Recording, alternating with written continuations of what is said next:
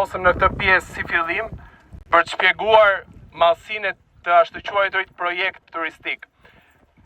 Për te ne shohim kodat e Zvërnecit dhe në fakt që në atë pjesë ku është 7 km larg prej këtu ka filluar asfaltimi dhe shtrimi i një zone të mbrojtur.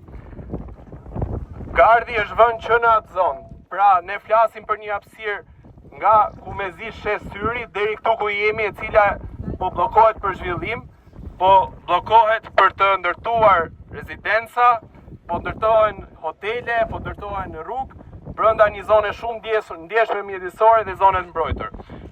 Hiqet si një projekt turistik i vogël i cili nuk do ndikojë në mjedis, po në fakt ne kemi të bëjmë me një qytet të ri që ndërtohet brenda zonës mbrojtur. Dhe plani nuk mbaron këtu, por të gjithë planet që janë publikuar dhe janë shfaqur deri tani bëhet fjalë për shtrimin e projekteve deri në krye të Vjosës. Pra ky është fillimi i një shkatrimi total të zonës mbrojtur.